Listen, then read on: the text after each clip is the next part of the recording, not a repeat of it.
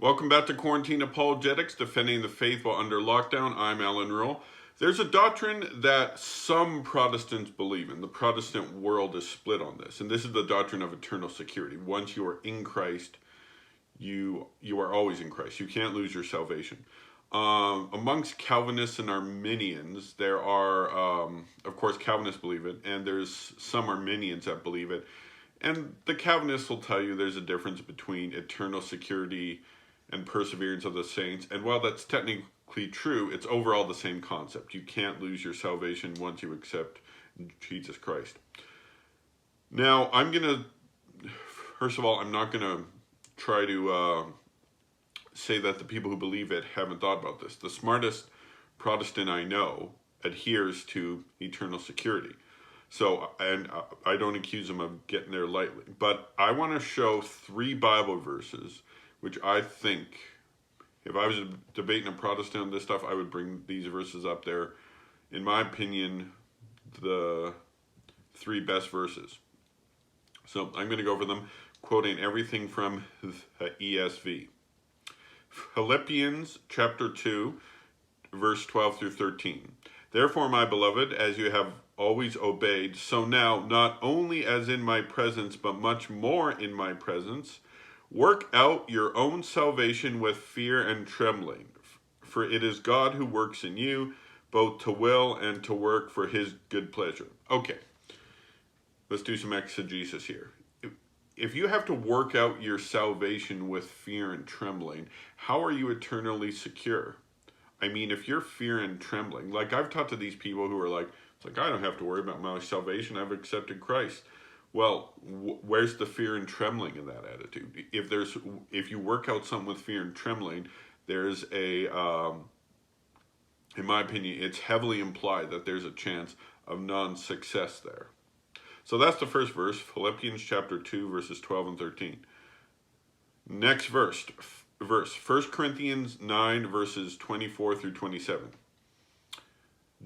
Do you not know that in a race all the runners run, but only one receives the prize? So run that you may obtain it. Every athlete exercises self-control in all things. They do it to receive a perishable wreath, but we an imperishable. So I do not run aimlessly. I do not box as one beating the air, but I discipline my body and keep it under control, lest after preaching to others, I myself should be disqualified. So Paul says he could be disqualified. Now, keep in mind, think of, back then they had professional athletes, they had the Olympic Games, the old school Olympics, and they had stuff like that. You had the marathon that was invented in ancient Greece. So to be a professional athlete, you have to work hard. You have to train every day. You can't slack off at all. The second you start slacking off, you start to slip. Now, he seems to apply this to our spiritual lives. We got to pray. We got to discipline our body. This is why a lot of medieval monks took this very literally. They would thrash themselves. That's one way of doing it. It's not the only way. So, and you have to keep doing this or you may be disqualified. Paul himself says he could be disqualified. If St. Paul can get disqualified, that goes to show that most of us could be disqualified. Now, so this is 1 Corinthians chapter 9, verses 24 through 27. Last verse. St. Paul's epistle to the Galatians, chapter 5, verse 4. You are severed from Christ, you who would be justified by the law. You have fallen from grace. Now, when they say justified by the law, that's getting circumcised and trying to keep the laws of Moses and ignoring the grace of Christ. Now, it says, you are severed from Christ. Now, keep in mind, he's talking in Galatia to true Christians. Some had been led astray by these false teachers. And if they go down that road, you are severed from Christ. If I severed my hand used to be attached to me. The second clause of this, you have fallen from grace. Now, keep in mind, if you're fallen from grace, that means you were once in a state of grace. So,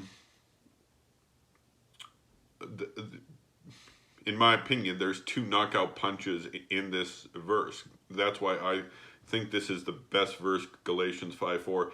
In his debate with James White, Trent Horn used this in the Q&A, and in my opinion, White couldn't handle it. Like,